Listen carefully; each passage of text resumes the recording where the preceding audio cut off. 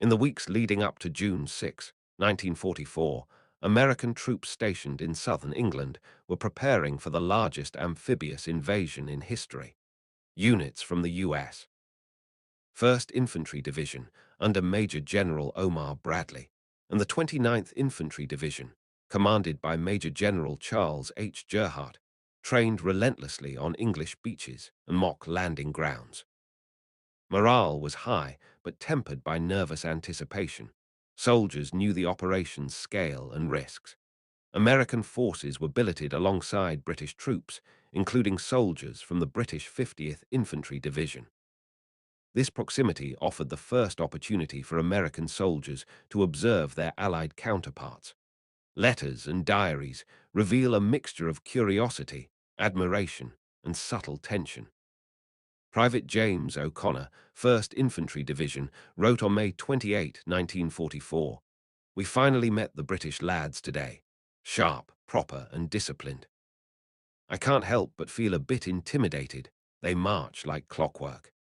For many Americans, the British soldiers represented both experience and a cultural contrast. The British had already endured 4 years of war, surviving the Blitz and multiple campaigns.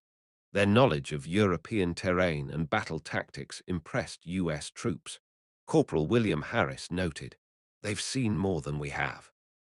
Every movement is precise. You get the sense they've been through hell and are still standing tall." Training exercises emphasized coordination. American and British units practiced amphibious landings, communication protocols, and logistical synchronization. Officers from both sides emphasized the importance of mutual respect and understanding. Brigadier Dudley Ward, commander of a British brigade, addressed a joint assembly. "We fight together, we survive together. Remember that trust is earned through action, not words." Despite camaraderie, there were moments of light-hearted rivalry. Soldiers compared equipment, ration packs, and combat experiences. Private Thomas McAllister recounted, "We argued about who had the better boots and who could handle the mud of Normandy best. In the end, we all laughed. It was our way of dealing with nerves." These exchanges, while minor, helped forge early bonds that would be tested under fire. Intelligence briefings highlighted the importance of Allied unity. Supreme Headquarters Allied Expeditionary Force, SHAF, commanded by General Dwight D. Eisenhower, emphasized that success depended on close coordination between American, British, and Canadian units. Maps, aerial reconnaissance photos, and detailed invasion plans were reviewed by officers. The scale of the operation was daunting. Over 156,000 troops, 5,000 ships, and 13,000 aircraft would be involved on D-Day alone. On June 5, 1944, American troops embarked on landing craft from southern English ports. The soldiers, aware that British forces would be their immediate neighbors on the beaches, exchanged final greetings and encouragements. Private Robert Simmons, 29th Infantry Division, recorded in his journal, "The British lads gave us nods of encouragement as we boarded the boats. Strange, comforting, and inspiring all at once." Cross-channel coordination involved signaling protocols, shared landing zones, and pre-arranged artillery support. American soldiers observed British troops performing these operations with practiced efficiency. Lieutenant John Reynolds noted, "Watching them check communications, position their mortars, and coordinate with the Navy, it's a masterclass. I hope we can keep up." The night before D-Day, soldiers reflected on both the camaraderie and the impending battle. American officers held briefings with British counterparts to ensure clarity in objectives, evacuation procedures, and beach assignments. Tensions were palpable, but mutual respect underpinned every discussion. Private Henry Thompson described in a letter home, "They call us Yanks, we call them Tommy. Doesn't matter. When the time comes, we'll have each other's backs." Early on June 6, as the landing craft approached Normandy, the first American troops caught sight of British units already engaging enemy fortifications and securing beach sectors. Shock, admiration, and a sense of relief swept through the soldiers. Private Earl Johnson recalled. Seeing the British firing, shouting orders, keeping calm, it was incredible. You realized we're not alone. These guys know what they're doing. Observing British soldiers under fire left a lasting impression. Their discipline, courage, and practical knowledge reassured American troops facing a chaotic, heavily defended shoreline. Corporal Frank Mitchell noted, "They weren't just soldiers. They were a wall, steady and unflinching. We were lucky to have them right beside us." The initial encounters also highlighted cultural differences. British troops, accustomed to long campaigns in Europe, used understated language and dry humor, whereas American soldiers were often more expressive and animated. Lieutenant Harold Bennett observed, "Their calmness was unnerving at first, but then you realize it's confidence, not fearlessness.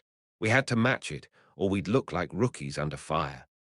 By mid-morning, American and British units had established joint positions, coordinating artillery and small unit maneuvers. German defensive positions were formidable, but the cohesion between the Allies demonstrated how preparation and trust could overcome initial chaos. Soldiers exchanged nods, brief words, and quick gestures of encouragement, a silent recognition of shared risk and shared purpose. Communication challenges occasionally surfaced. Differences in terminology, radio equipment, and tactical methods required rapid adaptation. Officers addressed misunderstandings calmly, emphasizing the importance of clarity under fire.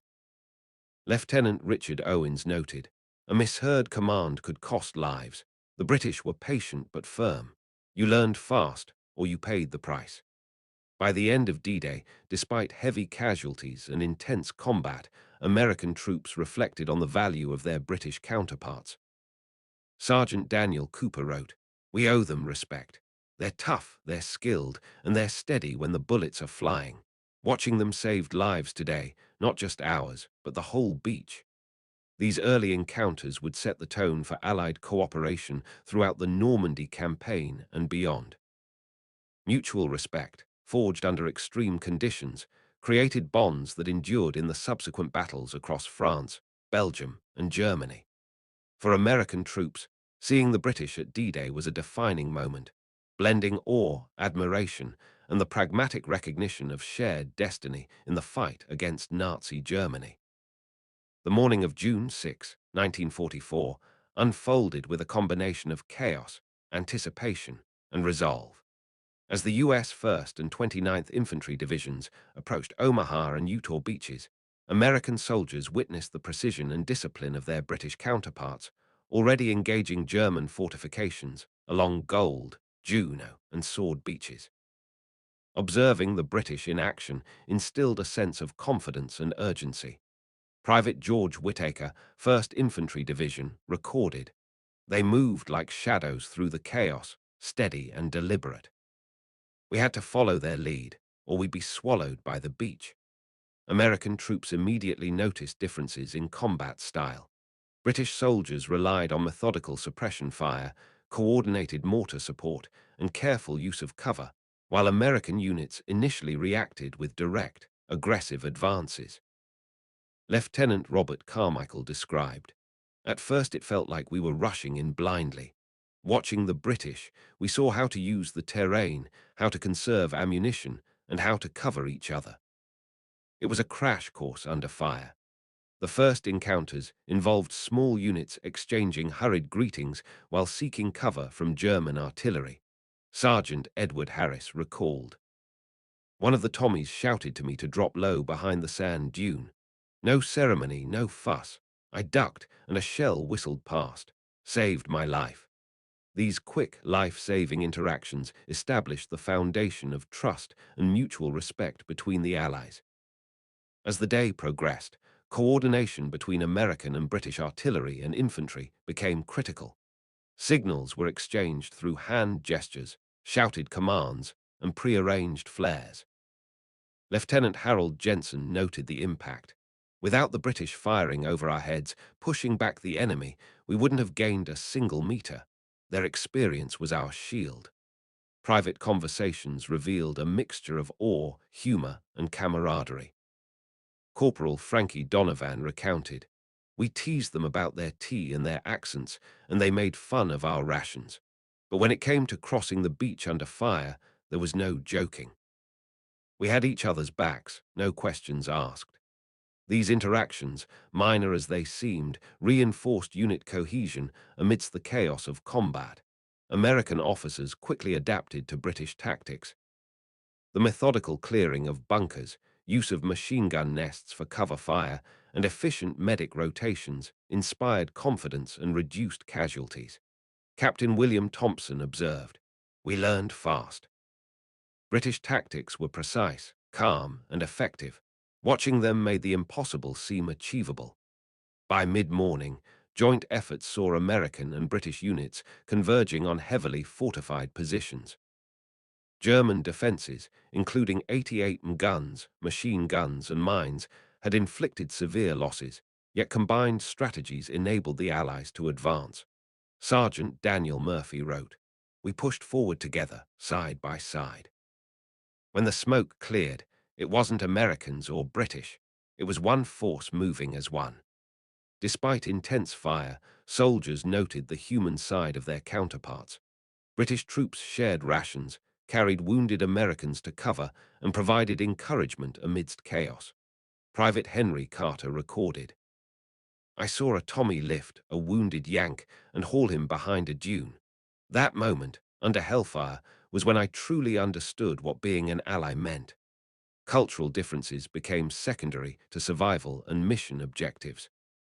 While Americans spoke more openly, laughed nervously, and expressed emotion vividly, the British maintained stoicism and focus. Lieutenant John Phillips reflected, "We realized quickly that their calm wasn't coldness. It was training, experience, and a way to survive. We had to match it or die." By late afternoon, the initial objectives on many beach sectors were met, though at heavy cost. Casualty rates were high, and the landscape was marked by devastation, destroyed obstacles, overturned landing craft, and scattered equipment. American troops, observing the British continuing to clear remaining defenses, felt a renewed determination. Private Samuel Reed wrote, "We were exhausted, scared, and dirty, but the British just kept going." Their courage became contagious. Communication remained critical. Liaison officers worked tirelessly to maintain clarity in objectives, share intelligence, and coordinate artillery and naval bombardments. Captain Thomas Ainsworth, a communications officer, noted, "Every misstep could cost lives. Watching the British, we learned how to anticipate moves, give clear commands, and react instantly. They taught us without saying a word." By evening, American troops had fully integrated with British forces on several beach sectors, sharing responsibilities for defensive positions, medical evacuation, and continued advancement inland. Private Earl Johnson summarized the sentiment. "It wasn't about Yanks or Tommies anymore. It was about surviving the day together, fighting together, and knowing that whatever happened next, we weren't alone." The aftermath of the first day highlighted both the brutality of combat and the human connections forged under extreme circumstances. Soldiers recorded respect for each other's skill, courage, and resolve. These early interactions set the tone for the continued Normandy campaign, fostering cooperation that would prove essential for securing beachheads, breaking through German lines, and sustaining momentum across France. By the end of June 6, 1944, the dust of Normandy's beaches began to settle. American and British troops, battered, exhausted, and bloodied, had survived one of the most intense and pivotal operations in military history. The first encounters between US and British forces had evolved from initial curiosity and cautious admiration to a deep mutual respect forged under fire. Private Robert Simmons of the 29th Infantry Division wrote in his journal, "I saw what I thought was courage before, but the Tommies showed me a different kind, quiet, steady, and unbreakable. We had to match it, or we'd die." Soldiers shared stories around fires and temporary shelters, recounting moments when British soldiers saved American lives or led the way through machine gun fire and artillery barrages. These stories quickly became legends among the men, spreading a sense of shared history and camaraderie. Officers observed the transformation as well. American lieutenants noted how quickly enlisted men adjusted to British procedures, communication protocols, and tactical methods. Lieutenant Harold Jensen recorded, "By nightfall, our men were moving with British precision, watching their backs, calling positions, covering each other. It was as if we had been training together for years, not days." Medical Corps personnel described the cooperation in tending to the wounded. British stretcher bearers and medics worked alongside American counterparts, often under fire, moving men to safety and treating injuries with remarkable efficiency. Corporal Frank Mitchell recounted, "I watched a Tommy carry a wounded Yank across open ground while bullets whizzed past. He didn't flinch once. That day, respect became a lifeline." The shared experience of D-Day strengthened bonds at the command level. Brigadier Dudley Ward and Major General Omar Bradley exchanged intelligence reports and coordinated reinforcements to secure beachheads and push inland. The early success of the operation depended not only on planning, but on the trust that had developed between officers and troops from both nations.